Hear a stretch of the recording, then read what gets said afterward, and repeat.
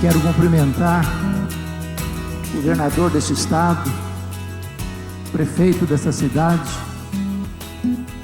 Quero cumprimentar as autoridades aqui presentes, deputados, pastores, irmãos e irmãs.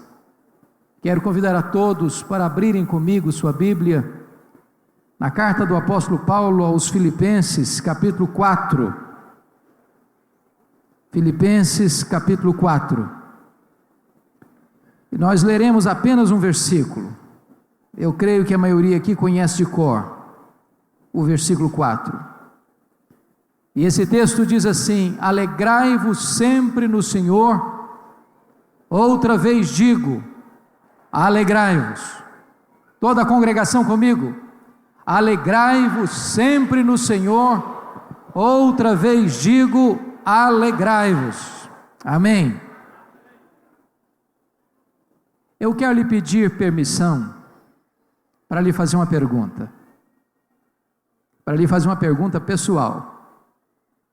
E eu sei que vocês não gostam de perguntas pessoais. Aliás, nós não gostamos de perguntas pessoais.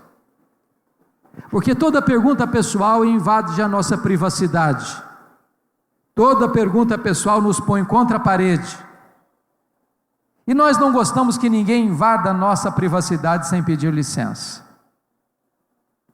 Mas eu vou lhe fazer esta pergunta como se nós estivéssemos numa conversa particular. E a pergunta é esta: você é uma pessoa feliz? Você é uma pessoa alegre? Não precisa ter muita pressa para responder esta pergunta, porque ela não é tão simples e nem é tão óbvia como parece. Eu explico. Em 1991 eu estive na África do Sul, visitando a missão Quacisabanto, e uma pessoa que me acompanhava fez uma pergunta a uma esposa de um dos missionários da missão. Perguntou assim: a senhora é submissa ao seu marido? E a mulher deu uma resposta inteligentíssima. Ela respondeu assim: eu posso lhe garantir que meu marido me ama, mas se eu sou submissa a ele, essa pergunta não tem que ser feita a mim, tem que ser feita a ele. E eu achei magnífica a resposta. Então vou mudar minha pergunta. Sua mulher pode garantir que você é um homem feliz? Seu marido pode garantir que você é uma mulher feliz? Lá em Provérbios 31 diz que os filhos da mulher virtuosa se levantavam e diziam assim: mamãe é uma mulher ditosa, feliz. Seus filhos podem dizer isso a seu respeito? Seus pais podem dizer isso a seu respeito? Seus colegas de trabalho podem dizer isso a seu respeito? Seus colegas de escola podem dizer isso a seu respeito? Seus vizinhos, seus parentes podem dizer isso a seu respeito? É bem provável que a essas alturas você já esteja criando alguns mecanismos de defesa aí no seu coração. Talvez você tenha argumente assim: o pastor está me fazendo essas perguntas porque ele não conhece a minha vida. Se eu contar a minha história, até pedra chora. Talvez você tenha argumente assim: mas será que dá para ser feliz no mundo de hoje? Com tanta violência, com tanta corrupção, com tanta maldade, com tanta desigualdade social, será que dá para ser feliz? Quando eu penso nisso, eu me lembro que Paulo escreveu essas palavras, não hospedado num hotel 5 estrelas em Roma. Ele escreve essas palavras dentro de uma prisão, algemado, no corredor da morte, nos portais do martírio, com os pés na sepultura e com a cabeça debaixo da espada de Roma. E ele escreve dizendo assim: alegrai-vos sempre no Senhor. Outra vez digo, alegrai-vos. E ele nos mostra 3 verdades aqui. Primeiro, a alegria não é uma opção, é um mandamento. Alegria aqui não é substantivo, é verbo. E verbo no imperativo. Não ser uma pessoa alegre é um pecado de desobediência a uma ordem expressa de Deus. Mas Paulo diz assim: alegrai-vos sempre. Eu vou lhe fazer uma perguntinha básica: você tem problema na sua vida? Ou só eu que tenho na minha? De vez em quando a grana fica curta na sua casa também, ou só lá em casa que fica? De vez em quando alguém fica doente na sua família também, ou só na minha casa que fica? Quando Paulo diz alegrai-vos sempre, o que ele está querendo dizer? Que a alegria do cristão, além de ser imperativa, é ultra circunstancial.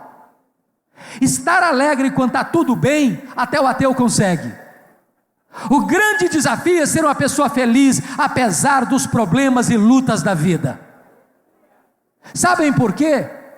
A alegria do cristão não é apenas a ausência de coisas ruins. A alegria do cristão não é apenas presença de coisas boas. A alegria do cristão não é um sentimento. A alegria do cristão é uma pessoa. A alegria do cristão é Jesus. Quem tem Jesus é uma pessoa feliz. Quem não tem Jesus não é uma pessoa feliz. Por isso Paulo diz que alegrai-vos sempre no Senhor. A nossa alegria é imperativa, é ultra circunstancial e é também cristocêntrica. Mas eu não preciso ser um psicólogo para perceber que há muitas pessoas cristãs que não têm desfrutado desta alegria. Basta você olhar para alguns semblantes e você vai ver uma aura de tristeza. A grande pergunta é: o que está acontecendo? E eu não tenho dúvidas de que tem muita gente cuja alegria está sendo roubada e saqueada. E a pergunta é: por quem? Quais são esses ladrões da alegria? Quais são esses ladrões que estão saqueando a sua alma, espoliando a sua mente, roubando a sua vida e tirando de você a sua alegria? Nesta noite eu gostaria de falar para vocês sobre esses ladrões da alegria. Estamos vivendo dias de muitas lágrimas, de muitas dores, de muitos sofrimentos, de muitas tristezas, de muitas decepções. E muitas vezes a nossa alegria é roubada dentro da nossa casa, no nosso casamento, no relacionamento com a família, no relacionamento com os amigos, no relacionamento até mesmo dentro das igrejas. Quais são esses ladrões que estão roubando a nossa alegria? Penso eu que a carta de Paulo aos Filipenses foi escrita para nos apontar quais são esses ladrões. Cada capítulo desta carta fala de um ladrão diferente. Então, se você tem Bíblia, confira comigo quais são esses ladrões. O primeiro ladrão está aí no capítulo 1, versículo 12. Paulo diz assim: meus irmãos, eu quero cientificar-vos de que as coisas que me aconteceram têm antes contribuído para o progresso do Evangelho. Preste atenção: as coisas que nos aconteceram. As coisas que nos acontecem são as circunstâncias da vida. E as circunstâncias da vida são o primeiro ladrão da alegria. Sabem por quê? Porque as circunstâncias acontecem com você, querendo você ou não, gostando você ou não, planejando você ou não. Elas acontecem ao arrepio da sua vontade, à revelia do seu querer. Elas chegam de súbito, sem mandar telegrama, sem mandar aviso prévio, e põem a sua vida de ponta cabeça. É um acidente grave, é uma doença crônica, é um divórcio doloroso, é uma perda financeira radical, é um luto traumático, é uma circunstância que chega e se instala na sua vida subitamente e perturba a sua alma, e se você não tiver cuidado, rouba a sua alegria. Pense comigo nessa cena: um pai que cria uma menina com todo o desvelo e leva essa menina ao altar no dia do casamento, pensando que essa moça vai construir o castelo da sua felicidade. E de repente essa menina descobre que casou-se com um homem rude, com um homem infiel, com um homem violento, que vai transformar a sua vida num pesadelo, que vai transformar o seu casamento num inferno existencial. E aquele casamento, feito para ser um projeto de felicidade, acaba ferido, sangrando nas barras de um tribunal por um doloroso divórcio. Se você não tomar cuidado, isso leva embora a sua alegria. Pense comigo, você ainda é um médico para um exame de rotina e de repente descobre que está com uma doença grave, talvez até incurável. Se você não tomar cuidado, isso leva embora a sua alegria. Pense comigo, 5 anos, 10 anos, 15 anos, 20 anos, 30 anos de casamento, de harmonia, de paz, de felicidade, de fidelidade. De repente, um caso, uma traição, uma punhalada nas costas, um divórcio doloroso. Se você não tomar cuidado, isso leva embora a sua alegria. Circunstâncias. Quando o apóstolo Paulo diz para nós: eu quero que vocês saibam que as coisas que me aconteceram têm antes contribuído para o progresso do evangelho, eu preciso perguntar para Paulo: que coisas foram essas, Paulo, que roubaram a sua alegria? E talvez ele pudesse fazer um resumo para nós. Eu diria assim: olha, eu fui perseguido em Damasco, eu fui rejeitado em Jerusalém, eu fui esquecido em Tarso, eu fui apedrejado em Listra, eu fui preso e açoitado em Filipos, eu fui escorraçado em Tessalônica, eu fui enxotado de Bereia, eu fui chamado de tagarela em Atenas, eu fui chamado de impostor em Corinto, eu enfrentei feras em Éfeso, eu fui preso em Jerusalém, eu fui acusado em Cesareia, eu enfrentei um naufrágio para Roma, eu fui picado por uma cobra em Malta, eu cheguei em Roma preso e algemado. Mas eu quero que vocês saibam que as coisas que me aconteceram têm antes contribuído para o progresso do evangelho. Esse homem não crê em acaso, esse homem não crê em sorte, esse homem não crê em determinismo, esse homem não tem medo de feitiço, esse homem não tem medo de sexta-feira 13, esse homem não tem medo de olho gordo, esse homem sabe que a mão de Deus dirige o seu destino. Olhe para a sua vida na perspectiva da providência e da soberania de Deus, para que as circunstâncias não roubem a sua alegria. Ele registra em Filipenses capítulo 1, porque ele estava preso, a igreja foi mais encorajada a pregar. Ray Stedman, de saudosa memória, tem um método eficaz de crescimento da igreja. Eu pessoalmente não gosto dele. Ele diz: você quer ver a igreja crescer? Bote os pastores na cadeia e a igreja crescerá. Porque Paulo estava preso. Diz ele evangelizou toda a guarda pretoriana, bem como os demais. O que era a guarda pretoriana? Era a guarda seleta do imperador. 16 mil soldados de escol, de elite. Gente que trafegava pelos corredores do palácio, gente que tinha influência política no império. 2 anos Paulo ficou preso, e um soldado algemado com ele 3 turnos por dia. O que Paulo fazia? Evangelho neles, evangelho neles, evangelho neles. Depois de 2 anos, toda a guarda pretoriana estava evangelizada.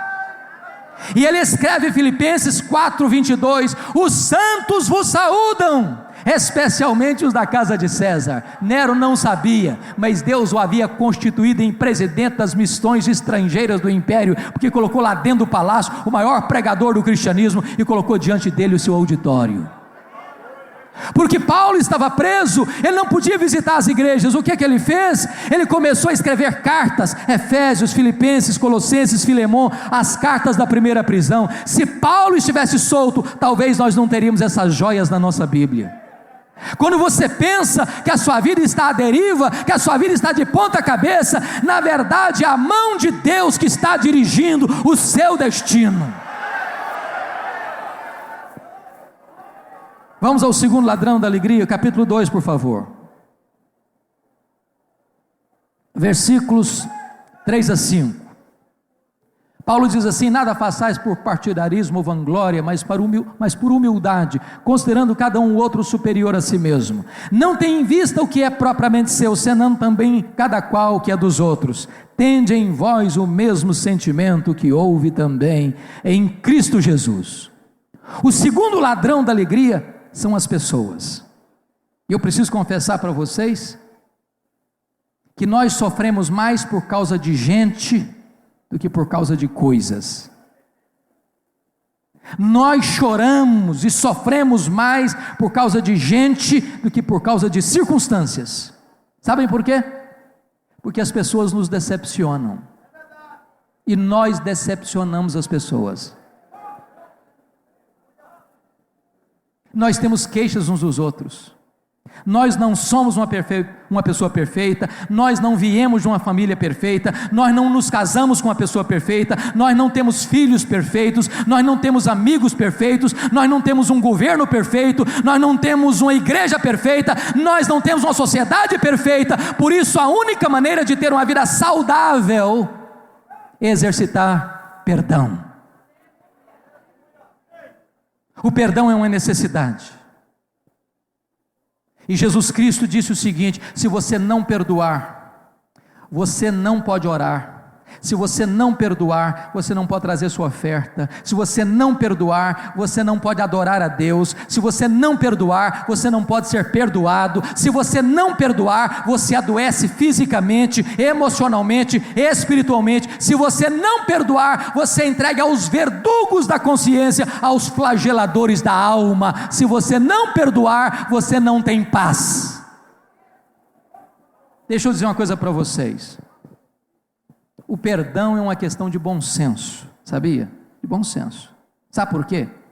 Se você guardar mágoa de alguém, você vai ter a desventura de conviver 24 horas por dia com a pessoa que você menos gostaria de conviver na vida. Essa pessoa vai manter você no cabresto, vai botar você numa masmorra. Você vai chegar em casa com fome, essa pessoa vai se assentar do seu lado e tirar seu apetite. Você vai chegar em casa cansado para tirar uma soneca, essa pessoa deita do seu lado e se transforma no seu pesadelo. Você vai sair de férias com a sua família, essa pessoa vai pegar carona com você e estragar suas férias. Guardar mágoa é a mesma coisa de você beber um copo de veneno pensando que o outro é quem vai morrer. Mágoa é autofagia, é autodestruição. A única maneira de você ser feliz e ser livre é exercitando perdão. Agora deixa eu dizer uma coisa para você. Perdão não é uma coisa fácil. Eu tenho que concordar com C.S. Lewis quando ele diz que é mais fácil falar de perdão do que perdoar.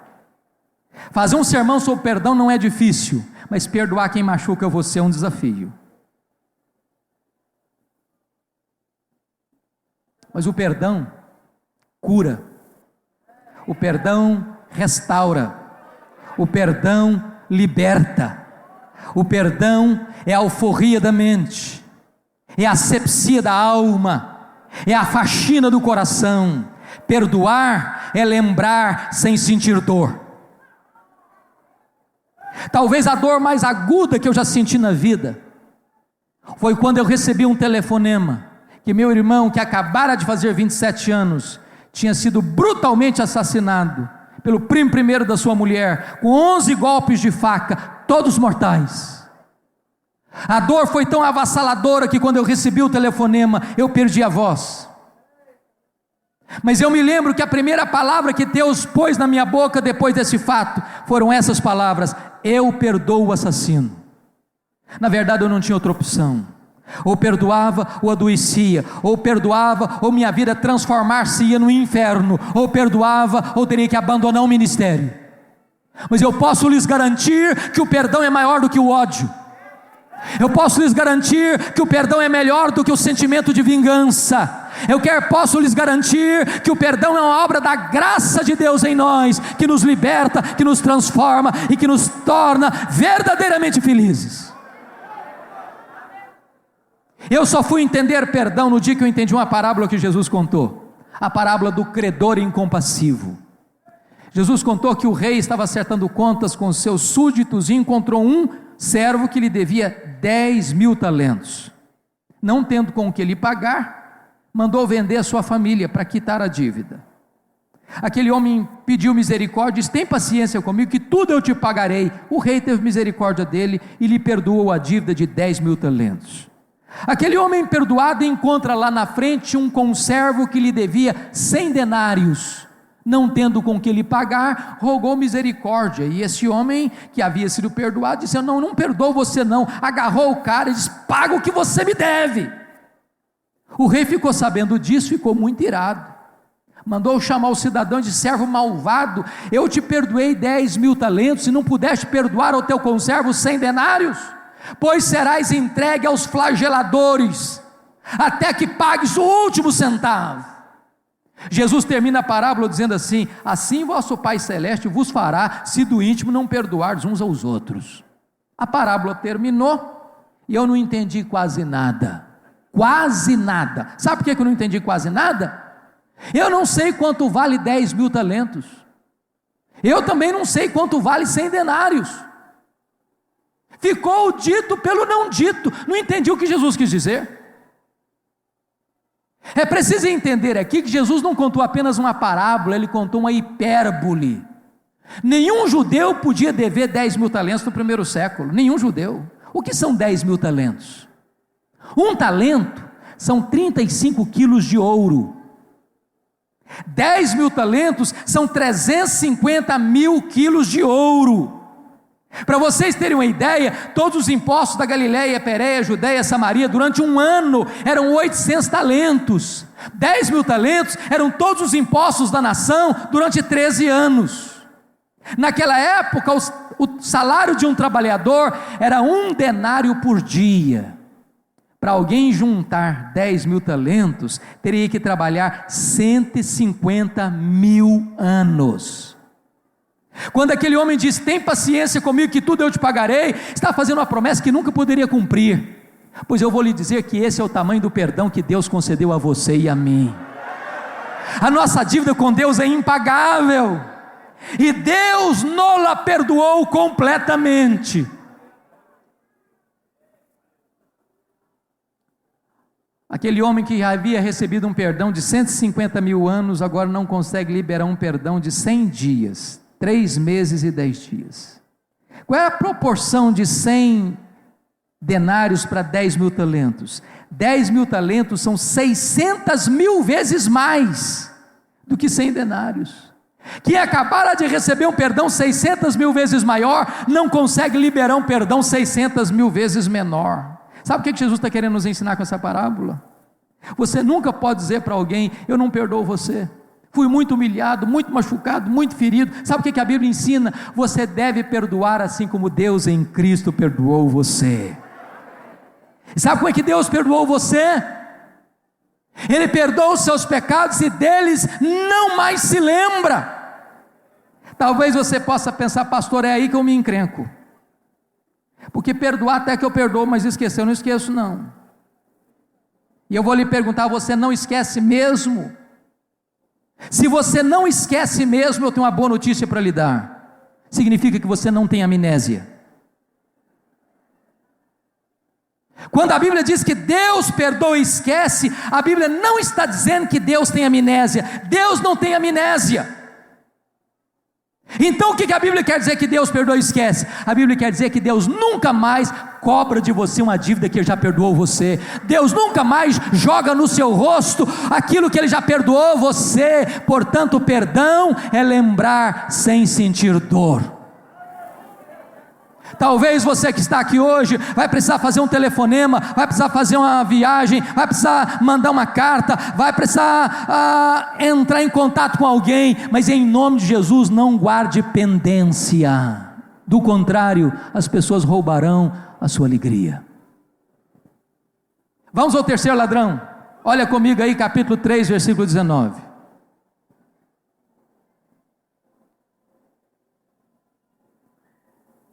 O destino deles é a perdição, o Deus deles é o ventre, a glória deles está na sua infâmia, visto que só se preocupam com as coisas terrenas. Eu acho que aqui em Campina Grande vocês não enfrentam esse terceiro ladrão da alegria não. Terceiro ladrão da alegria é a preocupação com dinheiro. Dinheiro aqui é solução, não é verdade? Não é problema. Mas deixa eu dizer uma coisa para vocês: há algumas pessoas que só se preocupam com as coisas terrenas. Gente que não tem tempo para ele mesmo, não tem tempo para o cônjuge, não tem tempo para os filhos, não tem tempo para a família, não tem tempo para a igreja, não tem tempo para Deus, não tem tempo para ajudar o próximo, porque só se preocupam com as coisas terrenas. Gente que levanta de madrugada, que vai dormir tarde, que come penosamente o pão que granjeiam, porque só se preocupam com coisas terrenas. Eu quero dizer para vocês que dinheiro é mais do que uma moeda, dinheiro é um ídolo, dinheiro é mamon, dinheiro é um Deus, e talvez não haja nenhum Deus mais adorado na nossa geração do que o dinheiro. Pelo dinheiro as pessoas se corrompem, pelo dinheiro as pessoas são corrompidas, pelo dinheiro as pessoas se casam, pelo dinheiro as pessoas se divorciam, pelo dinheiro as pessoas matam, pelo dinheiro as pessoas roubam, pelo dinheiro as pessoas entregam a sua alma ao diabo. E Paulo está dizendo que se você botar o seu coração no dinheiro, você nunca vai ser feliz. Nós vivemos hoje numa sociedade complexa. Os estudiosos dizem que nós vivemos hoje a era da globalização. É verdade. Nós somos uma aldeia global. Quer ver um exemplo? Uma crise financeira de 2008 que atingiu os Estados Unidos. Num efeito cascata, isso atingiu o mundo. Eu sou do Espírito Santo, do estado do Espírito Santo, e nós somos o maior produtor de rochas ornamentais do planeta. Muitos donos de pedreiras no meu estado quebraram, porque o mercado imobiliário americano bambeou as pernas, porque somos uma economia global. Nessa economia global, diz os estudiosos que o grande drama é que mais de 50% da riqueza do planeta está nas mãos de pouco mais de 100 empresas particulares. Por exemplo, antes dessa crise, a Toyota era mais rica do que a África do Sul, a GM era mais rica do que a Noruega, o Walmart é mais rico do que 151 países. No ano 2000, Bill Gates tinha uma renda líquida de 400 milhões de dólares por semana, e ele não é o homem mais rico do mundo, porque o senhor Carlos Slim do México já o desbancou. Agora notem isso, as empresas querem mais do seu tempo e mais do seu dinheiro, e para isso você tem que entrar nesse esquema do consumismo. E eu vou lhe dar um dado: na década de 50, nós consumíamos 5 vezes menos do que consumimos hoje. Não éramos menos felizes por isso.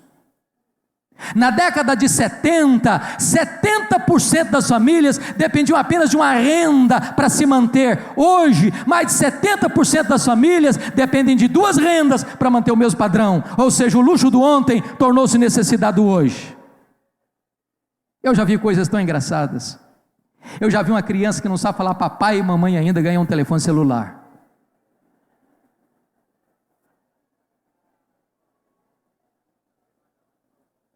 Eu tenho um amigo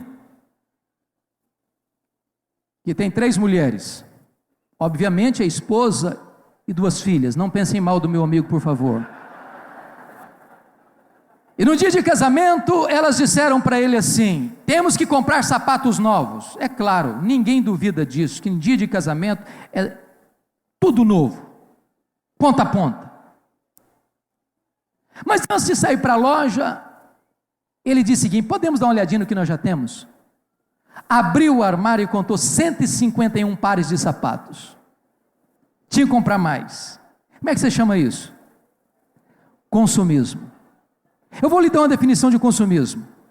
Consumismo é quando você compra o que você não precisa, com dinheiro que você não tem, para impressionar as pessoas que você não conhece. O problema é que algumas pessoas só se preocupam com as coisas terrenas.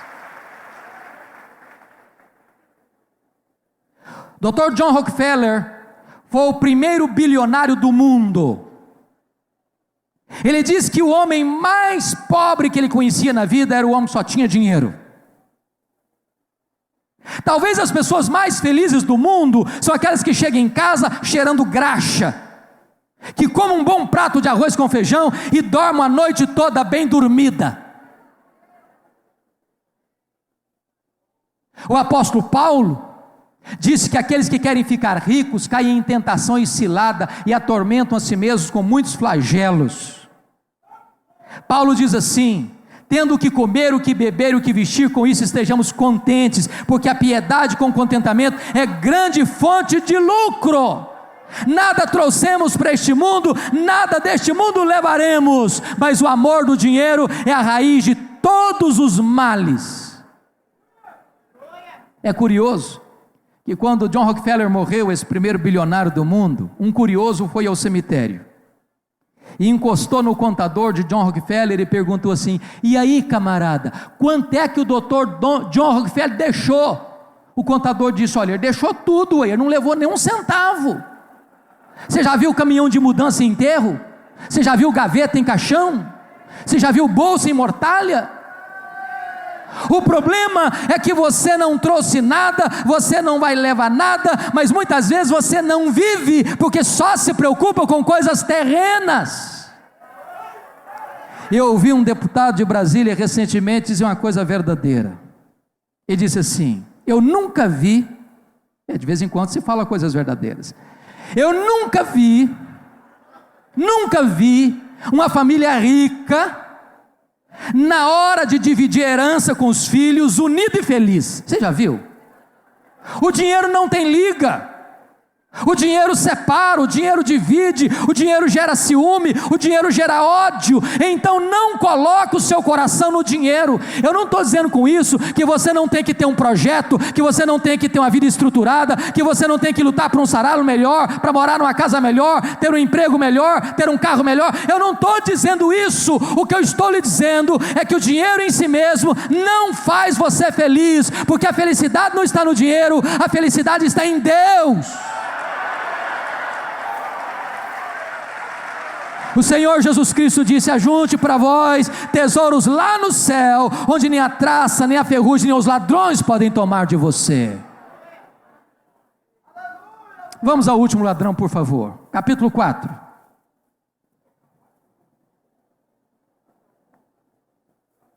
Versículos 6 e 7.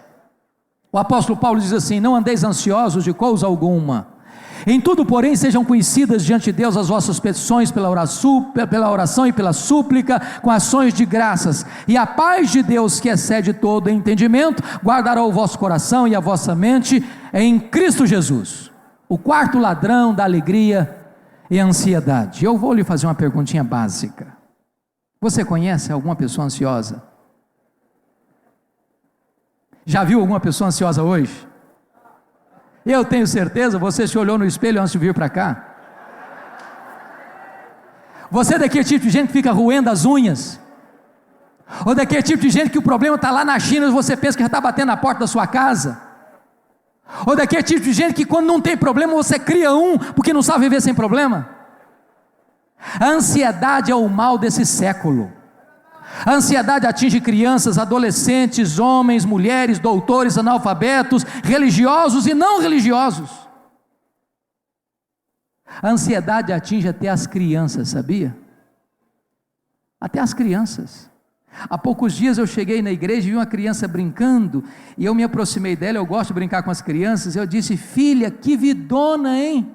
Ela olhou brava para mim e disse: o senhor é que pensa. A coitadinha estava estressada.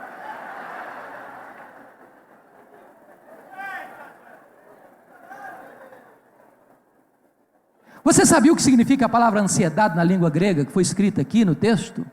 A palavra ansiedade significa estrangulamento, apertar o pescoço, sufocar, tirar o oxigênio.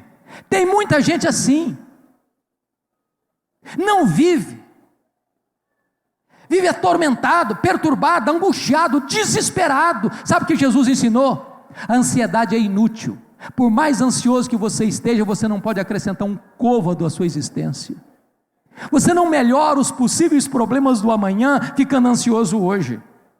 Segundo, a ansiedade é prejudicial. Porque o que é ansiedade? É preocupação, é você se ocupar de um problema que ainda não está acontecendo. E sabe o que a estatística prova? 70% dos assuntos que nos deixam ansiosos nunca vão acontecer. Aí a gente sofre desnecessariamente. Quando eu era seminarista lá em Campinas, São Paulo, um dia eu acordei de madrugada para beber água. Enquanto eu estou atravessando o corredor, vi a porta do quarto de um colega aberta, e quando eu olhei ele estava chorando, a cântaros. Eu me aproximei dele e disse: o que está acontecendo? Alguém está doente na sua casa? Alguém sofreu algum acidente? Ele disse: eu estou com medo da minha mãe morrer. Eu falei: mas em que hospital que ela está? Em que CTI que ela está? Ele disse: não, ela não está doente não, eu só estou com medo dela morrer um dia. Eu falei: camarada, deixa sua mãe viver. Tem 30 anos isso, a mulher está viva até hoje.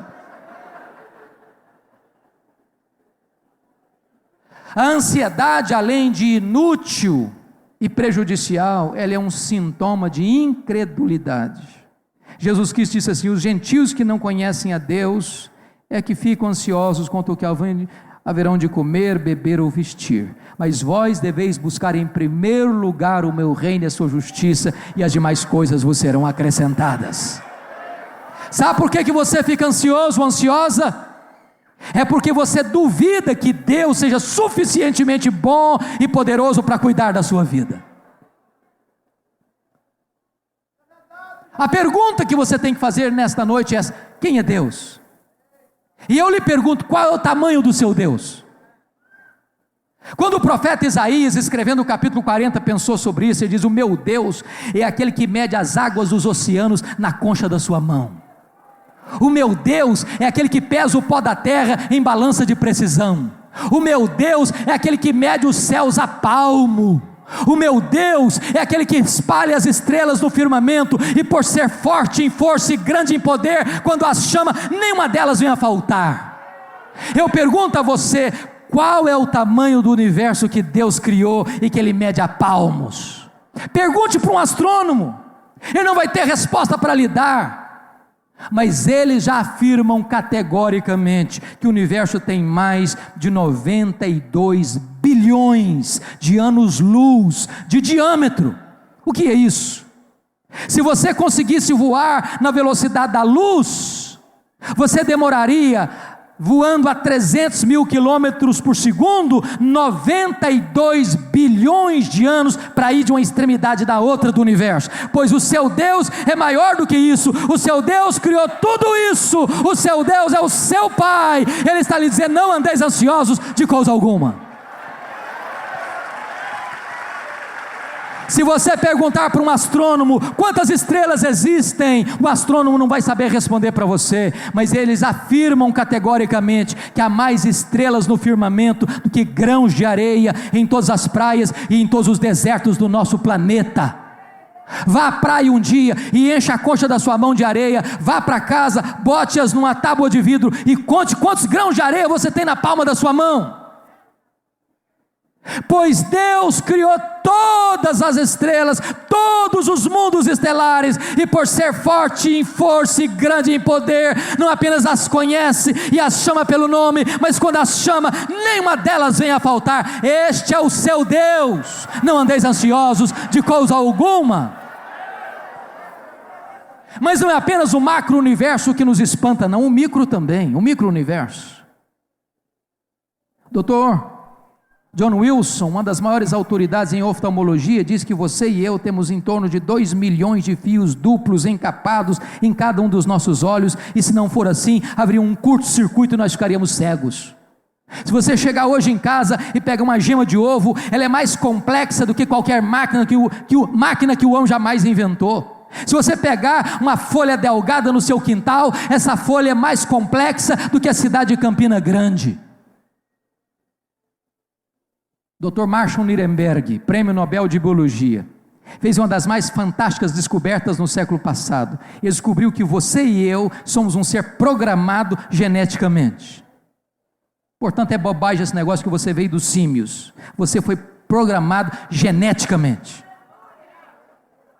E ele descobriu mais. Descobriu que você e eu temos em torno de 60 trilhões de células vivas no nosso corpo. Descobriu ainda que em cada uma dessas células você tem 1,70 m de fita DNA, onde estão gravados e computadorizados todos os seus dados genéticos, a cor dos seus olhos, a cor do seu cabelo, a cor da sua pele e o seu temperamento. Se você espichar a fita DNA do seu corpo, você tem 102 trilhões de metros de fita DNA, você tem 102 bilhões de quilômetros de fita DNA, que dariam para dar diversas voltas no sistema planetário.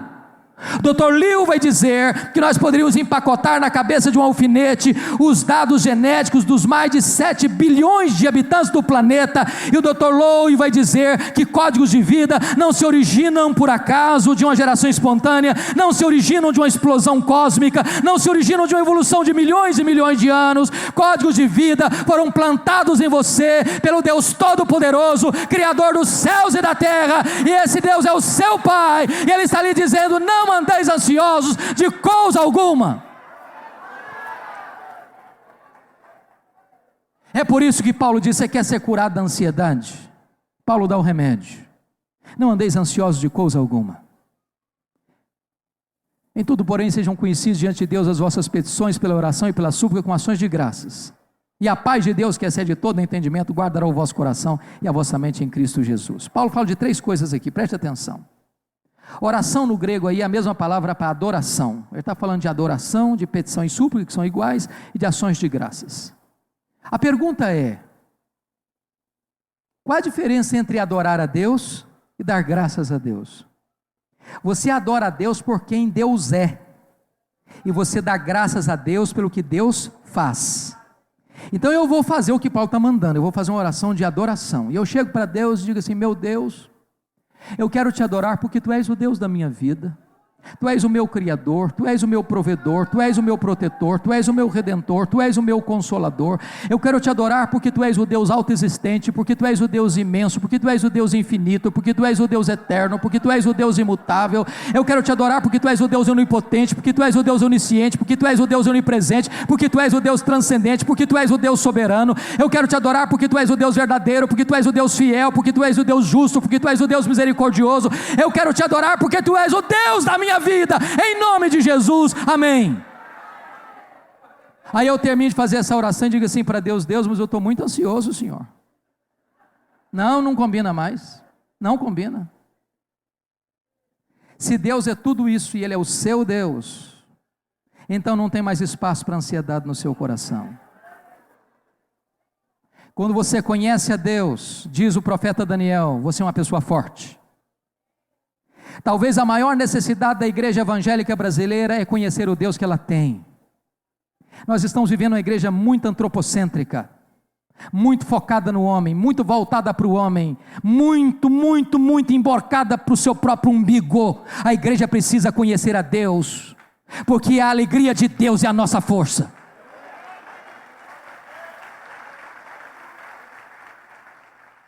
Quando você adora a Deus, quando você pede a Deus, quando você dá graças a Deus, a ansiedade bate em retirada, e no lugar vem a paz de Deus, que excede todo entendimento, para guardar sua mente e seu coração, porque a ansiedade é um pensamento errado e um sentimento errado, e a palavra guardará no grego aí, é montar guarda, montar sentinela. Quando a ansiedade quer entrar, não consegue mais, porque existe uma muralha divina, uma soldadesca divina, a paz de Deus que excede todo entendimento. É por isso que Paulo podia dizer de uma cadeia: alegrai-vos sempre no Senhor. Outra vez digo: alegrai-vos.